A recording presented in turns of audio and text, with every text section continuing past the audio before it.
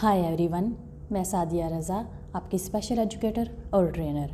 आज हम बात करेंगे कि स्पाइनल मस्कुलर एट्रोफी टाइप 1 क्या है।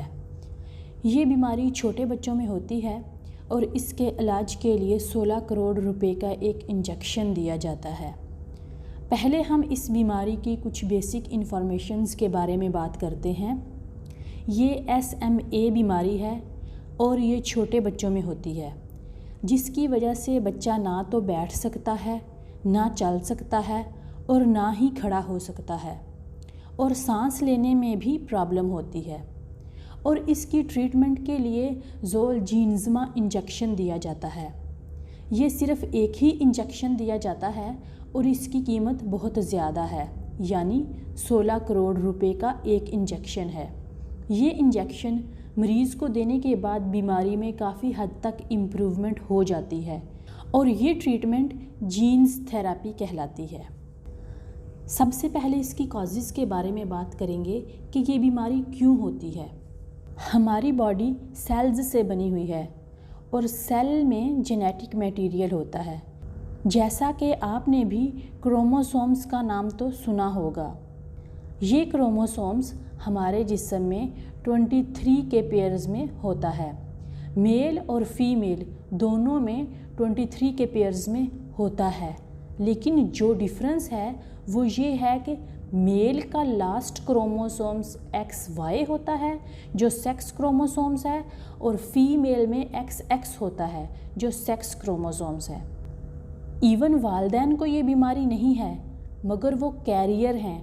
अगर इनके जीन्स में कोई प्रॉब्लम हो जाए, जो क्रोमोसोम्स 5 है उसमें SMN1 जीन है, अगर इस जीन में बच्चे में प्रॉब्लम हो जाए तो फिर ये बीमारी हो सकती है। SMN1 का मतलब है सर्वाइवल मोटर न्यूरॉन 1। इस जीन का काम मोटर न्यूरॉन को सर्वाइव रखना है। हमारी बॉडी में 2 टाइप्स के न्यूरॉन होते हैं। एक होता है सेंसरी, जो हमारी बॉडी से ब्रेन तक मैसेज सेंड करता है। अगर हमने किसी गर्म चीज़ को हाथ लगा लिया है तो वहाँ से मैसेज सेंसरी न्यूरॉन के ज़रिए आता है और फिर वापस मैसेज मोटर न्यूरॉन के ज़रिए आता है। ब्रेन की एक्टिविटी मोटर न्यूरॉन के ज़रिए होती है, और अगर इस मोटर न्यूरॉन को सर्वाइव रखने वाले जीन में ही प्रॉब्लम होगी तो ब्रेन के फंक्शन में भी प्रॉब्लम रहेगी। इसीलिए अगर बच्चा कोई एक्टिविटी करना चाहेगा तो वो मैसेज सेंड नहीं कर पाएगा। अब सिम्टम्स की बात करते हैं। इस बीमारी में ब्रेन से बॉडी में कोई भी मैसेज नहीं मिलता है, मसल्स पर कोई भी मैसेज नहीं मिलता, जिसकी वजह से मसल्स वीक हो जाते हैं। बच्चे का गर्दन पर भी कोई कंट्रोल नहीं होता। बच्चा बैठ नहीं सकता, चल नहीं सकता, खड़ा नहीं हो सकता। बच्चे को फीड करवाना मुश्किल होता है, उसे खाना निगलने में भी प्रॉब्लम होती है, हत्ता के सांस लेने में भी दुश्वारी होती है। Types of SMA। अगर बच्चे को पैदाइश से लेकर 6 महीने के अंदर ये बीमारी हो जाए तो उसे SMA1 स्पाइनल मस्कुलर एट्रोफी 1 कहा जाता है। इसमें बच्चा बैठ भी नहीं सकता। अगर ये बीमारी 6 महीने से 18 महीने के अंदर हो तो उसे SMA2 कहते हैं। इसमें बच्चा बैठ तो सकता है मगर खड़ा नहीं हो सकता। और अगर ये बीमारी 18 महीने के बाद हो तो उसे SMA3 कहते हैं। इसमें बच्चा थोड़ा बहुत चल सकता है। और अगर ये बीमारी अडल्ट में हो तो इसे SMA4 कहते हैं।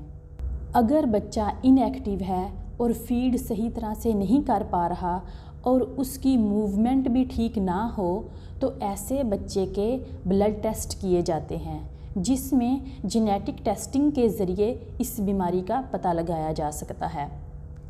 लास्ट में इस बीमारी के ट्रीटमेंट के बारे में जानते हैं कि अगर ये बीमारी हो जाए तो इसमें कौन कौन से ट्रीटमेंट किए जा सकते हैं। इसके लिए ज़ोलजीन्समा, स्पिनराज़ा, एवरिस्डी मेडिसिन इस्तेमाल होती है।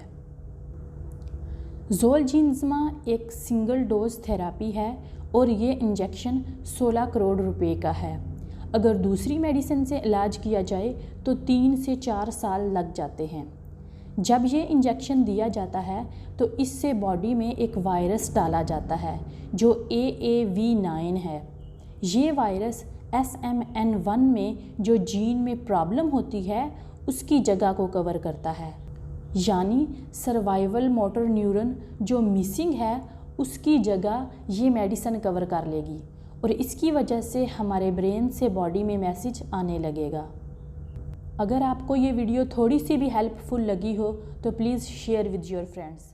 Thank you for watching.